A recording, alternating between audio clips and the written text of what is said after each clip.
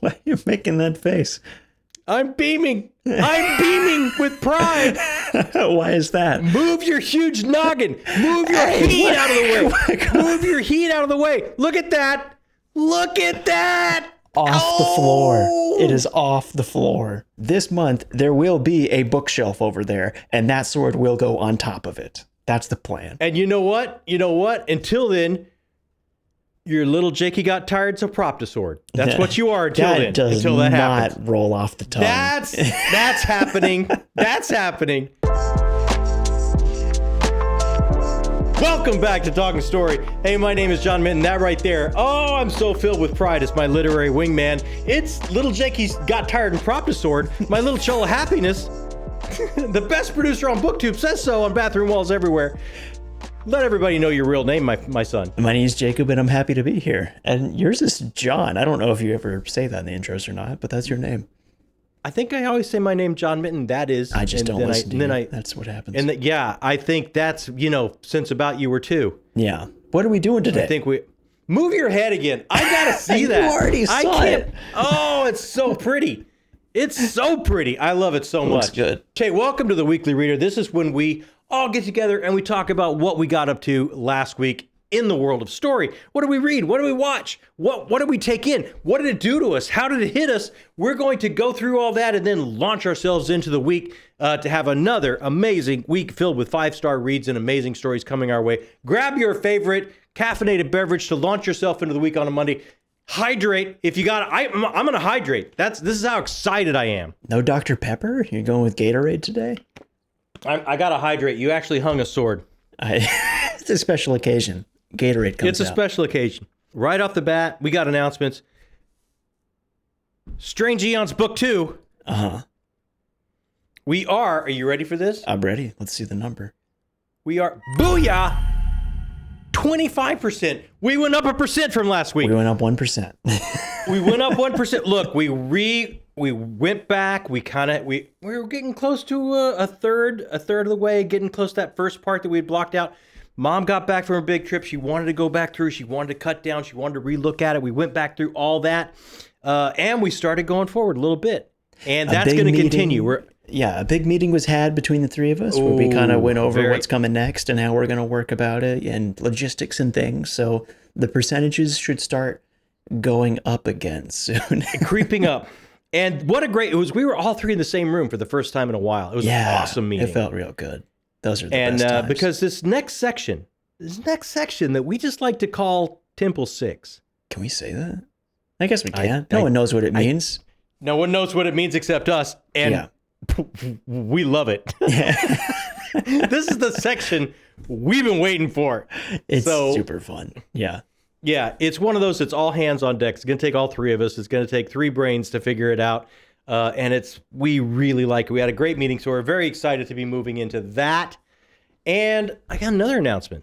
Oh, okay. I have no idea what this is.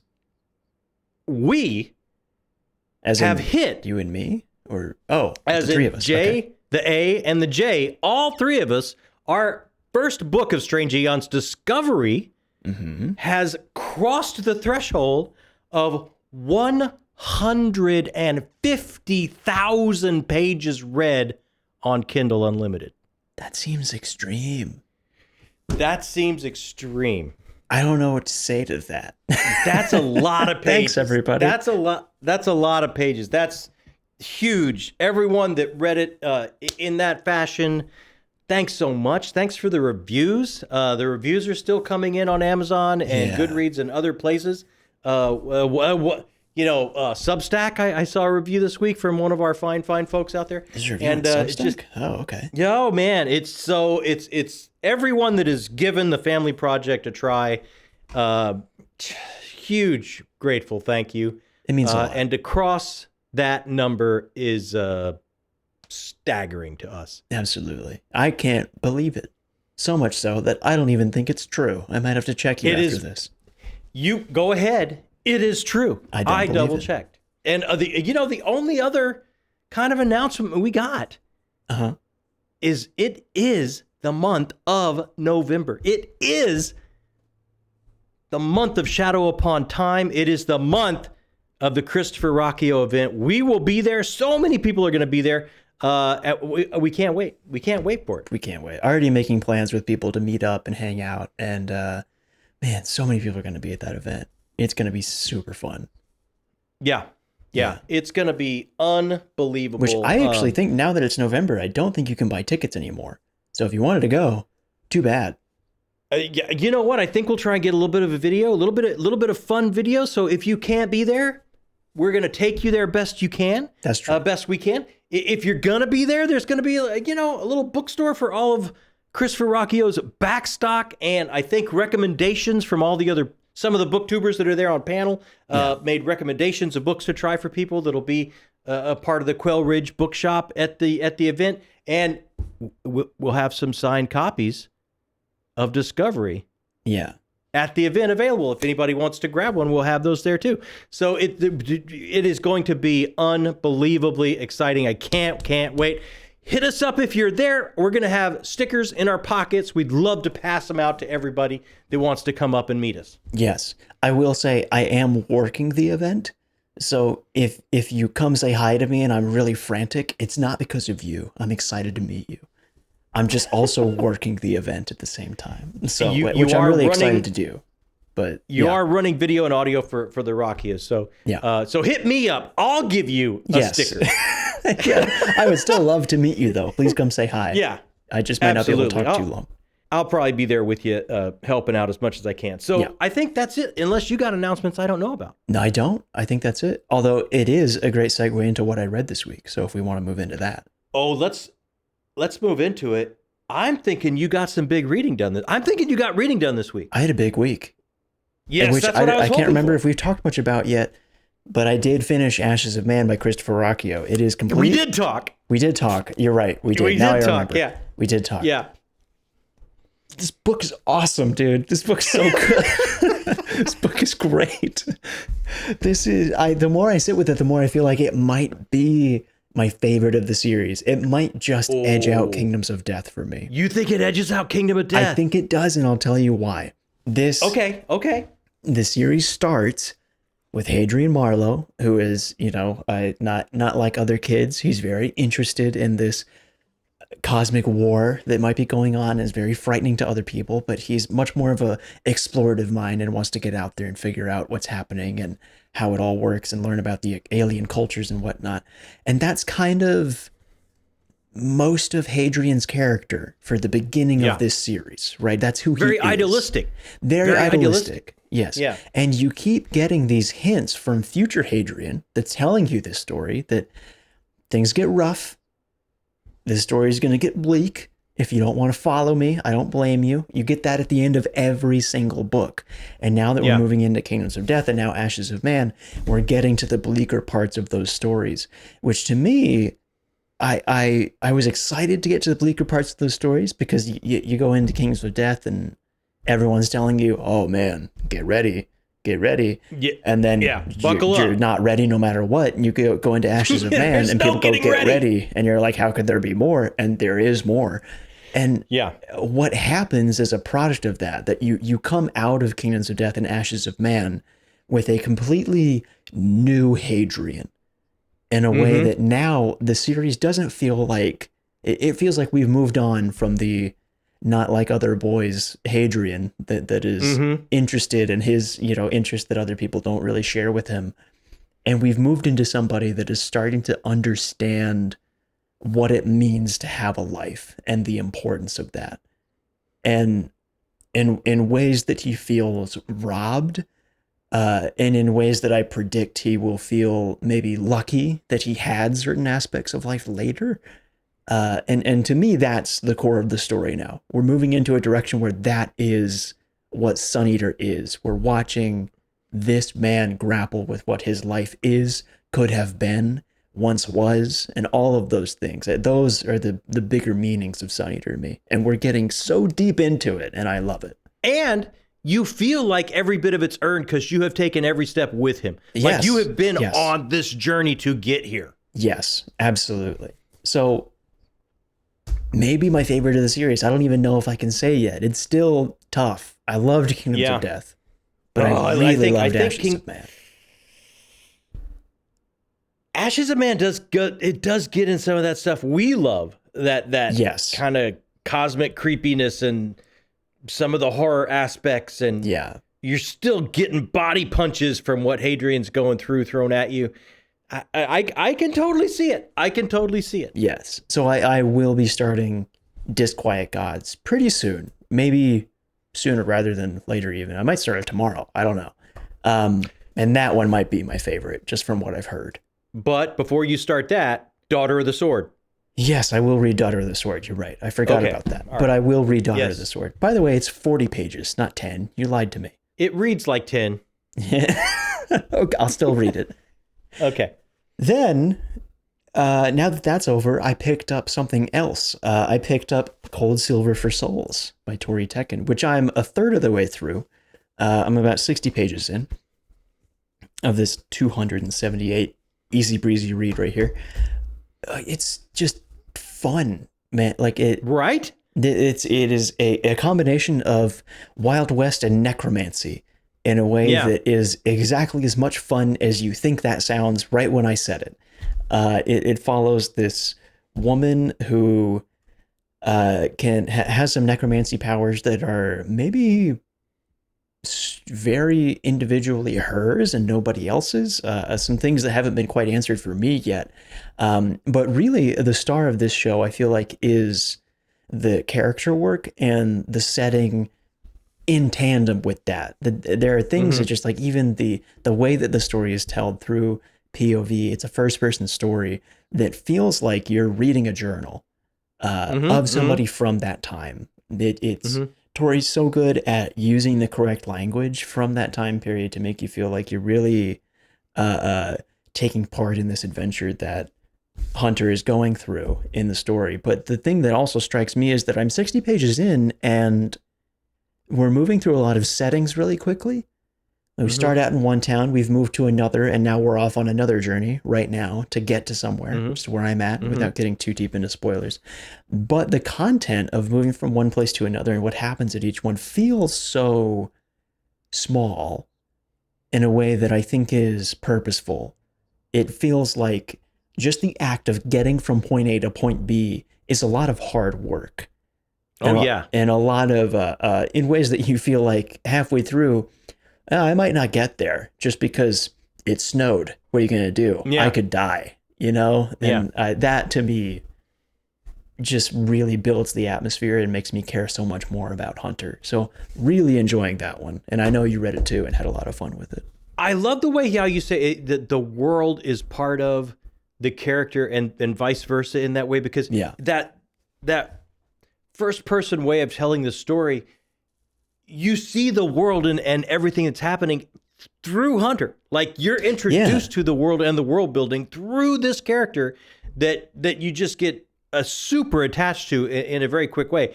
And as the book rolls on, it's all about this character's past and where she's come from and what this world has done to her and how it's changed her and how she's trying to grapple with that. And it is that character journey, and it is intertwined with the world because the world is introduced to you through her. Yeah. And it's all part and parcel of it was a really cool way of how to put it together. And you can tell by reading Hunter and how she acts and talks that she is somebody that was a product of where she grew up. That because of where she lives, that has made the person that she is. So there's that bit of conversation between the setting and the character there that's super cool. I did finish another book. I think we'll both be able to talk about it. I've got it ready if you got it ready. I've got it. Do we want to do it at the same time? Yeah. 3, 2. You were so late. You know it. A Night in the Lonesome October by Roger Zelazny. I have finished it. I know you've finished it as well, right? I have finished it. Okay. I was way behind. So I did like 2.5 hours of reading this morning and blew through like 6 days right at the end. Dude, the ending of this book makes, not that it wasn't worth it before, but it makes it so much more worth it. Holy crap, that was a cool ending. Yes, and this is that book that we've been working on all month, along with Janie and some other folks on our Discord that we've been checking in with daily, because the table of contents is basically a calendar. It's a day for every day in the Lonesome October, and you read a little chunk of what's going on in the game. And as it wraps up, it's just the perfect Halloween treat. If you love horror, if you love cosmic horror, if you love detective stories, if you love the classic horror stories with those iconic monsters, just so many Easter eggs, so many things, so many threads, so many balls being juggled by Mr. Zelazny. And by the end, you're like, I mean, didn't you feel like by the time you're getting to like the 31st, you're like, how is he going to wrap this up? Like, yeah, well, my guy's got 20, 30 pages. How is he going to? Yeah. And it's like, hold on, I can pull it up real quick. This right here. Yeah. This is the ending and climax of the book. Yeah. That's it. It's built day by day, all month. And you're like, how is he going to pull this off? And not only does he do it, but he does it in such fashion that every one of these great characters gets their moment in the sun, gets their time to shine, gets their comeuppance, gets their triumph, gets their travail to work through. There's things you don't know how it's going to land or how it's going to happen. There's relationships you don't know how that's going to shake out when all this is said and done. You don't know which team is going to win in this grand game that's going on. You don't quite know these characters that are on the periphery just watching, like the great detective and his ever-present sidekick. You know, don't want to spoil anything. That's as far as I'll go in. They're on the side. What are they? How are they? What role are they going to have to play? Every single ball that Zelazny was juggling, he absolutely lands perfectly with so much fun. It was just a perfect Halloween treat.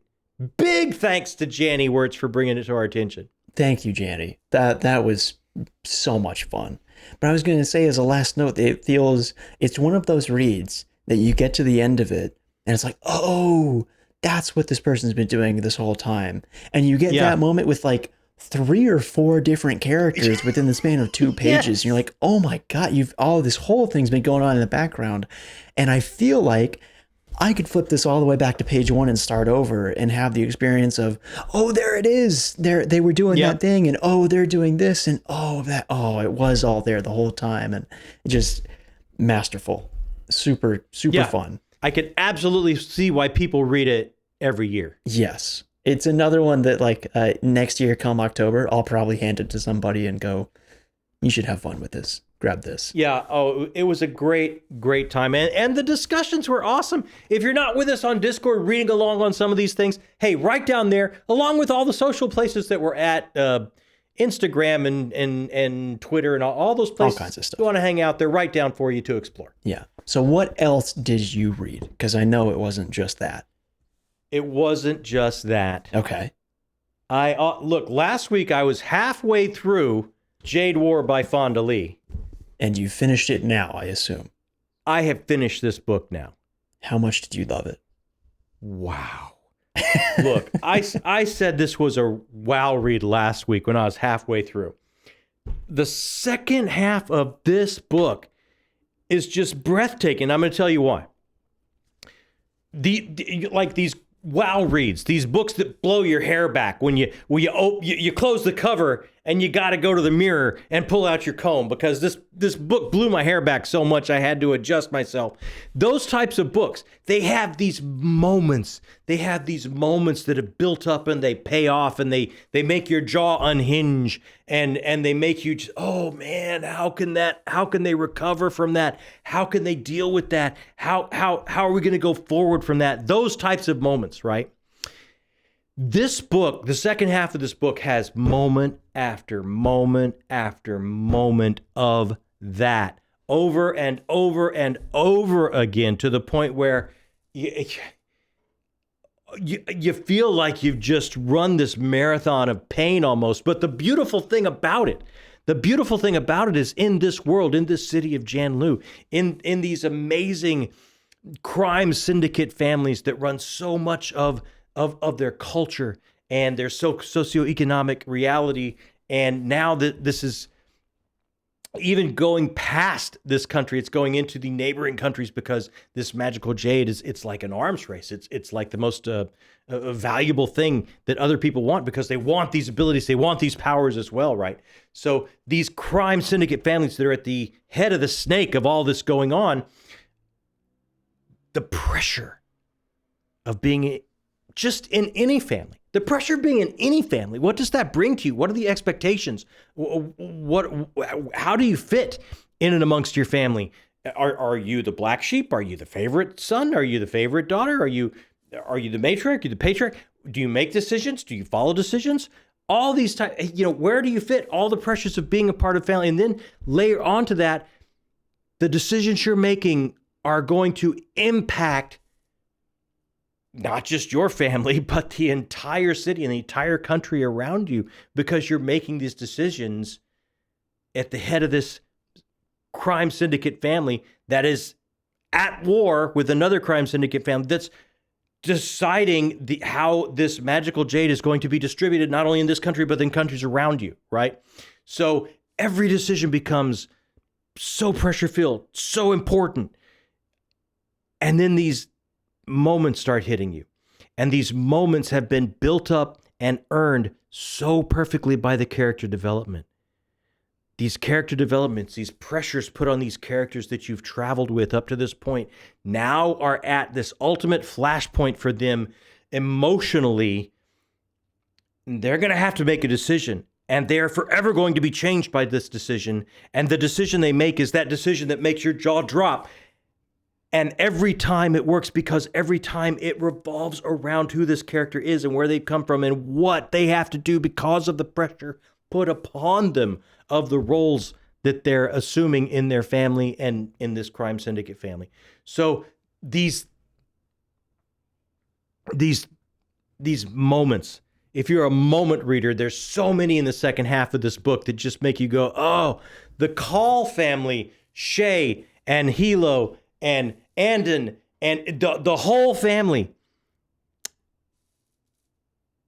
weather these storms over and over and over again, and these moments come fast and furious in the second half of this book.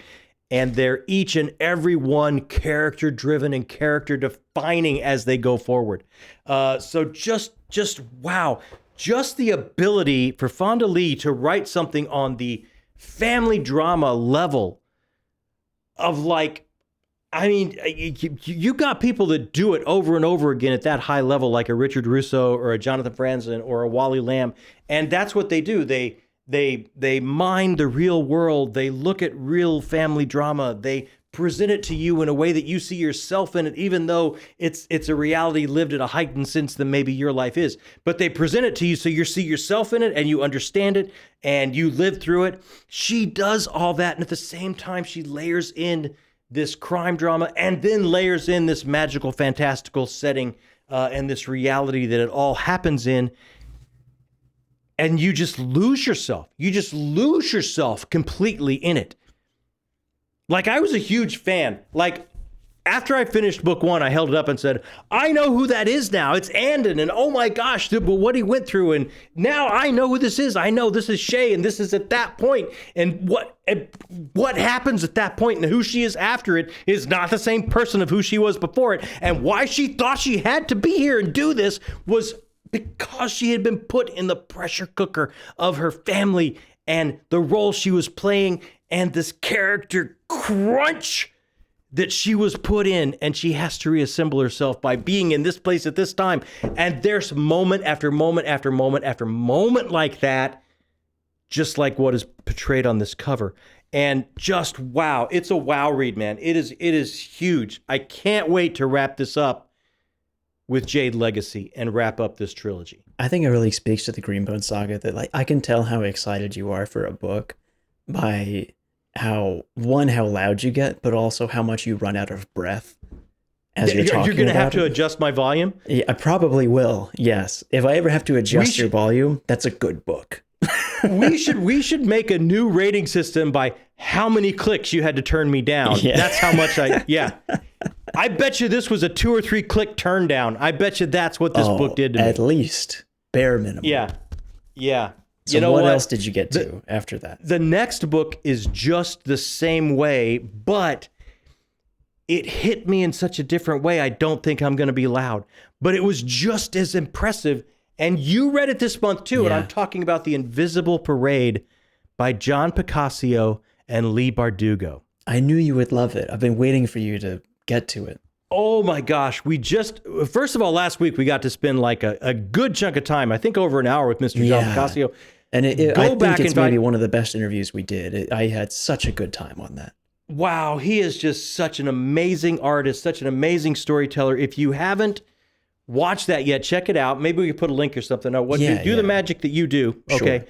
So this is one of those stories. Now, here's the first reason I love it is our work is collaborative. Me, you, and the amazing your mother, write these books together. This book is collaborative in that way where I think the original story idea was John's. He brought in the amazing Leigh Bardugo. They crafted something together that was bigger than the sum of their two parts and became something enormously special. And John, of course, did every bit of art in this book, which is just stunning. Yes. Stunning. But the story in this, the story, wow. I mean, I'll just turn to any page and hold this up here. Yeah, that's one of my favorite. We go exactly over how that spread specifically was made in the interview. If you're interested in that, it was really interesting to me. Yeah. And you know what, if you're not interested, I'm going to say, you talked about Tori, and obviously any indie read is right down there for you to click on and find. We're going to put this right down there as well, because let me tell you something. If you're not interested in this book yet, it's because you have not picked it up. Don't think, oh, I don't know. I don't have a kid in my life or something to give this to. No. This is something you put on your coffee table and treasure, not only for the art, but for the story itself. This is going to speak to you in ways. Our girl, little Kala here, is dealing with something that maybe not a lot of children have to deal with. A lot of children do have to deal with, but not all. She's had this kind of loss in her life, and she's having to deal with it. And the way she deals with it is, her eyes are down, and she's trying to move fast through it. And it wasn't many page turns at all for me to start to understand what this book had to say to me and what this book had to address in my life. And that's if you pick your eyes up and you stop trying to move through some of the tragedy or some of the uncomfortable moments in your life, there is magic and opportunity and grace and beauty in some of the most tragic moments that you may have to experience if you just open yourself up to not only what is in this world for you, but it's what is beyond this world for you. And the beautiful ideas of this from a culture that I wasn't raised in, but John did such a beautiful, amazing way of bringing it to me. And impacted me in a way that helped me to understand and helped me want to interpret it and bring that in moving forward into my life, as far as how I look at things, as far as how I look at loss and how I look at grief and how I look at the precious time we all have right now in this window that we're sharing together in this amazing gift that we call a life on this floating rock. And if you just take the time to slow down, if you just take the time to look up, if you just take the time to maybe not try and move fast through it all, there's some things there that will change you forever. There's some things there that'll make you a new person. And that new person is what it's all about. That new person is the person that is the equivalent of all the things that are left to you from this loss that you may be trying to move fast through the grief process of. But until you slow down and realize and stop and look around you, you don't realize the person you are is because of all of that input from those people that are not only still here with you, but those people that you've lost.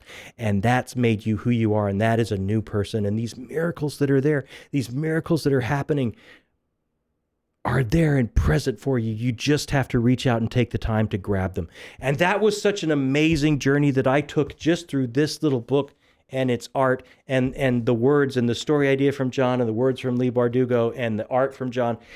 I'm telling you right now, click on this link, grab this book. It is, share it with some young people in your life, absolutely, but also read it yourself because it has something to say to all of us. And it was just special, man. It was just special. This is one of those that I'm just going to leave on my coffee table. And every time I sit down, I'm going to look down and just go, yeah, remember that journey. Because you were somewhat different after that journey than before when you took that journey, and you never want to go back. You always want to have that thought process for taking that journey. And, life is life. It can life at you and it can make you lose it. But I want to see it right there on my coffee table every time I sit down and remember that journey, because I think I'm a better person for having read it. Well, it is a special book, and you should have it on your coffee table. But I will say that one's mine, so I want it back so I can put it on my coffee table. You can get your own book for your coffee table. Well, I thought you gave it to me. That was part of what was so special. No. I said it was a special book that you want to share with other people. But when they're done with it, that's mine. I want that back. Fair enough. I will give this one back to you, but I'm getting one for my coffee table because I'm telling you, when you take the steps you take with Kala, fast with your eyes down, and you take this journey and you learn these lessons, you're going to want to remember it forever. Yes. I think you'll agree with me there. Oh, completely agree. It is a very special book that everybody should have on their coffee table. Now, we just got to keep the hits rolling. Please.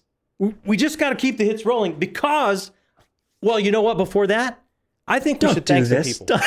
I think we should thank some people because it all ties in. Okay, if it all ties in. I thought you were just really making everybody wait for this big hit that's coming. No, you know what? Let's thank some people. These are our amazing, fine folks, our patrons on Patreon. Right down there, if you're interested, you can click on that, learn all about it. But these are our correspondents, directors, and producers. Thanks for making everything possible. Thanks, everybody. Just a quick break in the action to thank all of our correspondents, directors, and producers on Patreon. These people keep the lights on. They make decisions for us because we don't know what we're doing. We're not great at making the decisions around here. The decisions all the way from what I'm going to read next, what the book club of the month Patreon pick is going to be, but all the way up to video ideas and what we're going to do here on the channel coming up for you. If you're interested or you want to find out how you can be a part of this, right down there in the description box, click the Patreon link. It's got all the answers for you. And once again, thank you to all of these fine people that are helping us build the channel, our correspondents, directors, and producers. All right, now don't make me wait any longer. What's the big hit? Here's why I wanted to slide that in. Okay. Here's why we had to slide that in, and that's because I started the Patreon book club choice of this month, which is Guns of the Dawn by Adrian Tchaikovsky. I'm about 160. I'll be 200 pages in by the end of the night, and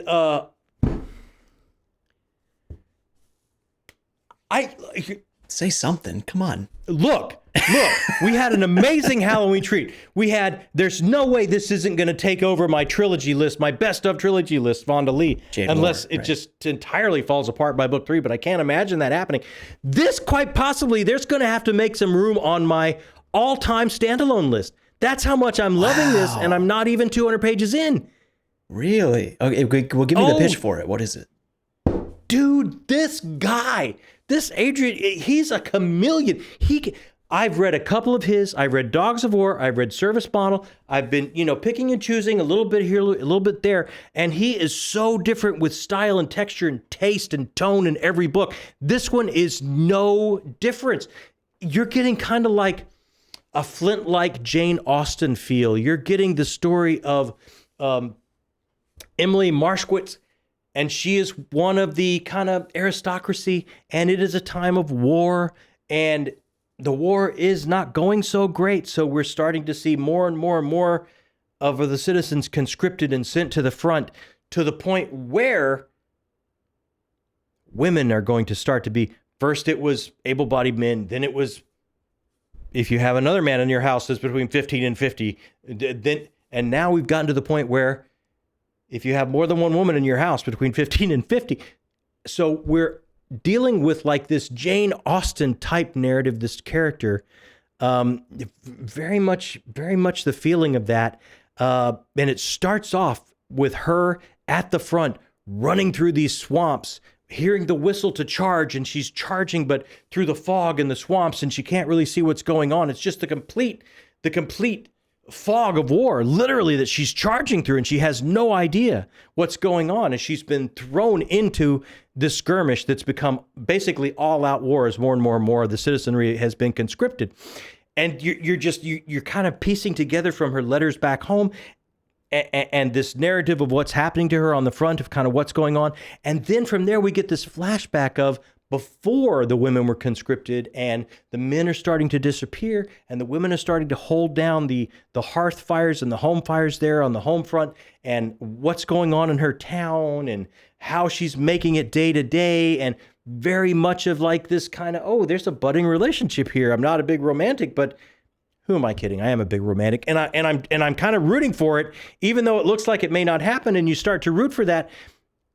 And and then it starts catching up with itself in the narrative to where you're going to get back to that little taste they showed you at the front where she's at the front of the conflict. After you have that time with her on there at the homeland, I've just got to the point where the women are conscripted, so the two timelines are going to start to come together. And the linguistic prowess, the vernacular he uses, the style, he captures it so well, and it just sucks you in. I would walk into traffic for Emily at this point. Like and this world he's built with this ongoing stepping up of this conflict that's happening, and then there's this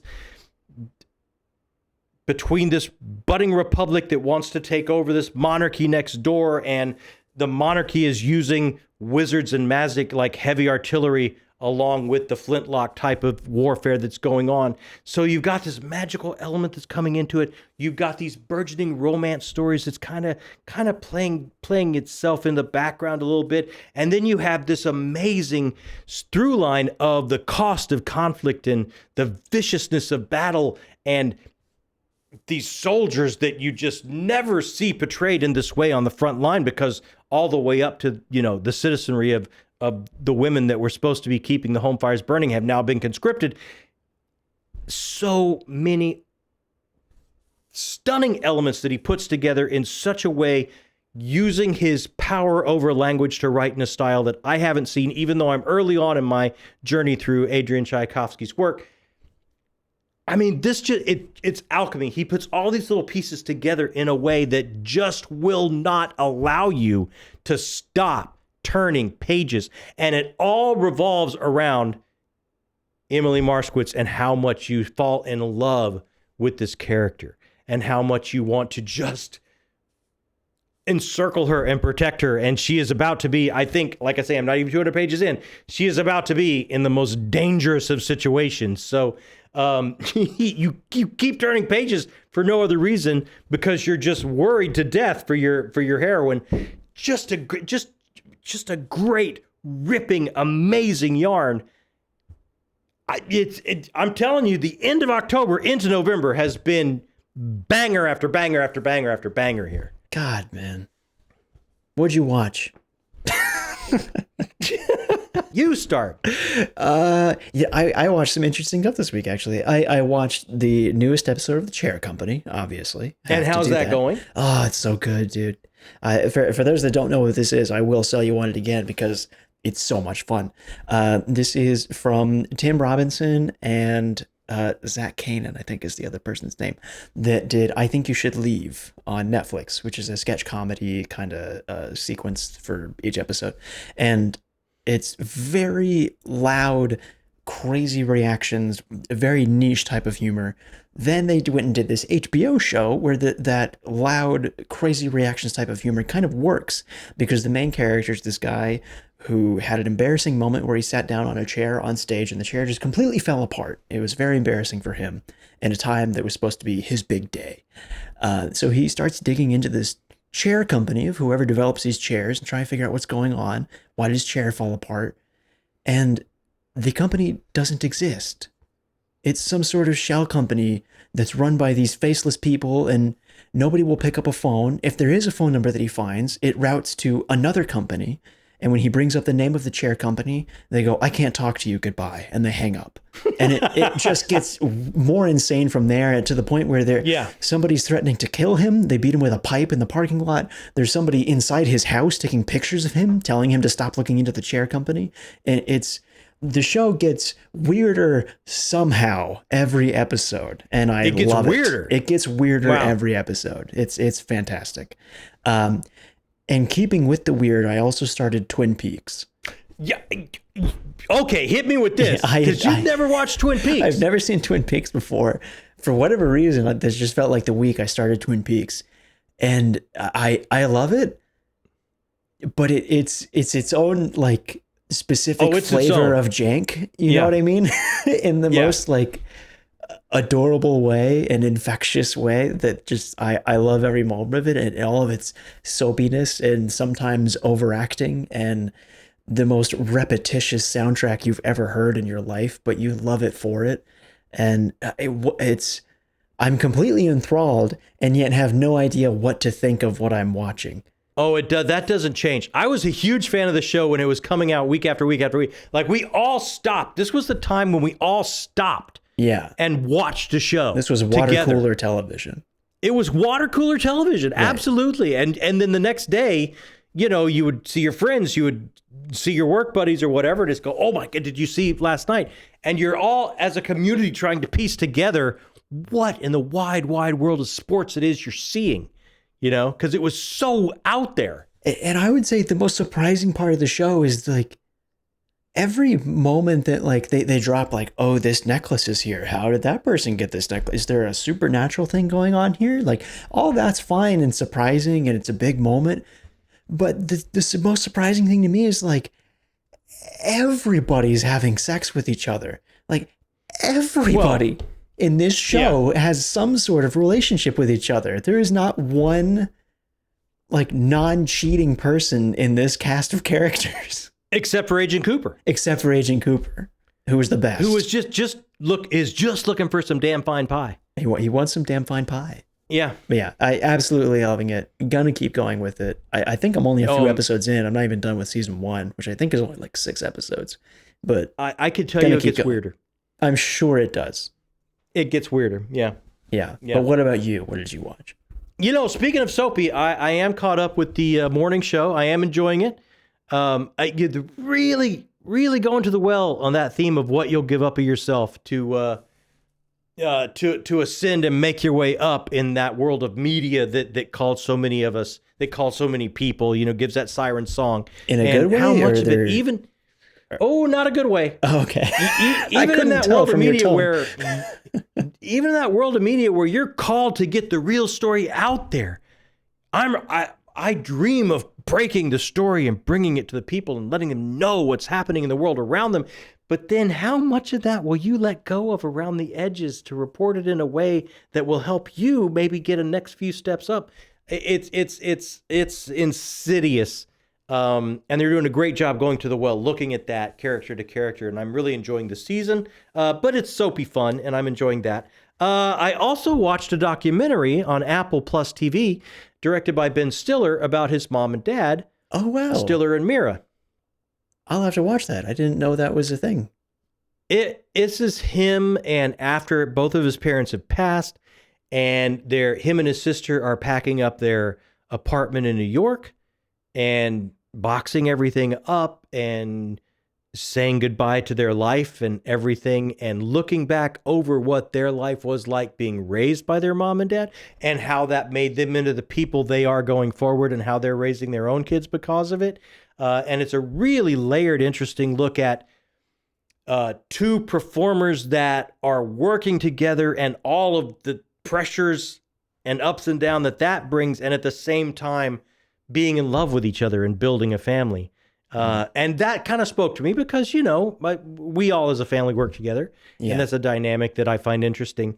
And it was really well done. Ben Stiller's a talented guy. Oh yeah. And he was extremely candid and open about this project and his life here, and it was a great watch. I really enjoyed it. I highly recommend it. I'll have to watch that. I don't know much about Meara, but We watch a lot of Seinfeld in this household, and Jerry Stiller is one of the funniest people of all time. So yeah, you owe it to yourself to watch this. I will definitely watch that. And I have watched the first 2 episodes of It, Welcome to Derry. Oh, I heard this was good, but I'm hesitant. I don't know if I like it or not. Here's what this has told me. I just don't know. It feels like fan fiction in a way, like, oh, we'll just plug this character in here. Really? I mean, and then the moments that it has its shock value, its horror stuff that it's going to show you, it's like the visuals are so unusual and weird. Like that part of humanity is what you're going to mine for horror. It's just really strange. It's very reminiscent of what King did in It. I don't know. But at the same time, it's got so many different threads of something that's new. And it's like, I'm not sure if that fits or how that's going to fit. And one of the creators is Andy Muschietti, who is supposed to be in charge of the next Batman film, The Brave and the Bold. And it just really makes me nervous for the next Batman film, if I'm being completely honest with you. Well, Andy Muschietti also did The Flash and the It movies, It 1 and 2. Well, I like those. Those were fun. But I like the It 1 and 2 movies. This one, there's a weird tonal shift, and a lot of the performers are young. So I know you're going to have some ups and downs there, I'm sure, because they haven't had years and years and years and years to hone their craft. But some of them are magical and amazing. I'm not saying anything about that. But tonally, some are playing in different ballparks, it seems like. It's like, oh, that looks like tonally, that looks like pretty comedic, pretty up here on the chart. And then over here, this is played very realistic, and I'm having a hard time tonally putting it all together to where it gels into a whole. Well, keep going and find out, I guess.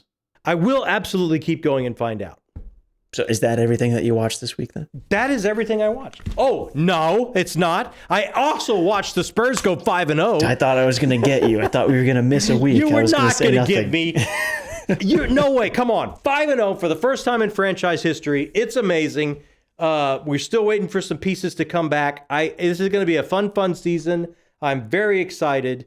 We are shooting this early so I can watch the game tonight. That's how excited I am. Is that why you asked for us to shoot early today? Yes. Oh my God. Now, aren't you happy you helped me out? I moved things in my schedule. No, I'm kidding. It's fine. You're a very busy man. I'm not on Sundays. Sundays are kind of my easy day. You've got shelves to build and swords to hang over there. Well, that I do have. Well, one sword has already been hung, as you can see. And it's gorgeous. It actually does look really good. I'm really happy with it. Now, all this time you waited, aren't you like, yeah, I shouldn't have waited that long. It was like $12 for that little mount too. It was great.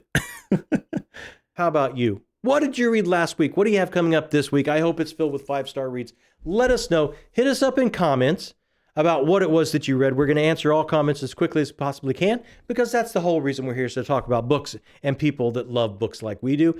Hit that thumbs up button. That helps us go a little bit further. And every new person we bring in, that's a whole new perspective on these stories that we're all sharing together. And that makes us all a little bit wiser, a little bit richer. That's what we're all about here. And if you haven't hit that subscription button yet, oh my gosh, this group of folks here and on Discord and hanging out everywhere else, talking about art and story and how it impacts us and how it changes us and how it moves us and how it makes us see the world a little bit different. And those people that share it with us a little bit different. What a group to belong to. You hit that button, you join, you're going to feel a tingle right down to your toes. That's just scientific fact.